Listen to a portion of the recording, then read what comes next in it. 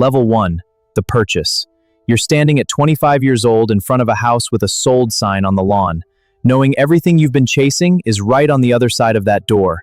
As you step inside, the kitchen smells like fresh paint and possibility. You walk through every room slowly, touching walls that finally belong to you and not a landlord. Your family never owned a home, moving constantly from place to place. Standing in this living room, you feel the power of breaking that cycle forever. You call your mom, and her proud tears say everything words never could. The mortgage is $1,850 a month, and while the math is tight on a $52,000 salary, you know this is the first real asset of your empire. Level 2, the pride. You are 26 years old, 3 months in, and the house feels like yours now in your bones, knowing every single floorboard that creaks and hosting your first Saturday cookout for 12 people in your own backyard.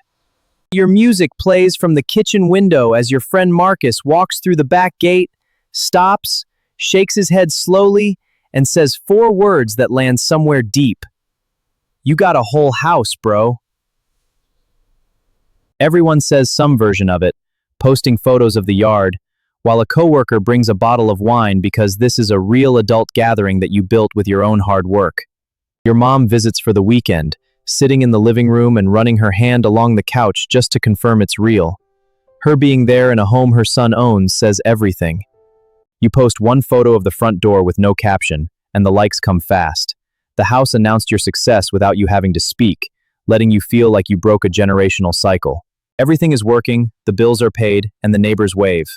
But beneath the pride, you realize that being a real asset owner means stepping up to the actual responsibility of long-term maintenance.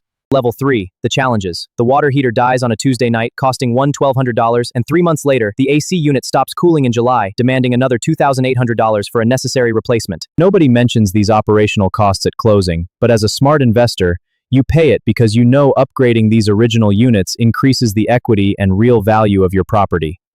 Next comes the roof. A minor leak that wasn't caught during inspection shows up as a stain on the ceiling. But instead of stressing, you treat it as a planned property upgrade. A $3,400 investment ensures the asset is completely secure. While these early repairs temporarily shift your capital, you adapt your cash flow strategy like a true business owner. Every dollar you put into these structural upgrades isn't an expense, it's a calculated move. You are physically building equity, transforming a simple house into a high-value financial asset. While renters keep throwing money away into an empty pit, you are locking down wealth. You are anchoring your cash into real brick and mortar that will pay you back for the rest of your life. True wealth creation is about outlasting the early friction. When you absorb these minor costs without panicking, you stop being just a consumer and become a disciplined investor.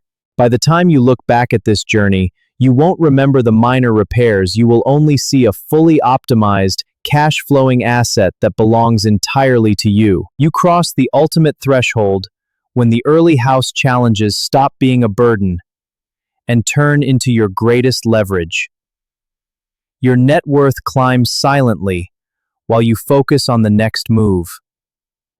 You bought the asset, you played the long game, and you secured real generational freedom. That is the ultimate level of achievement. Keep winning.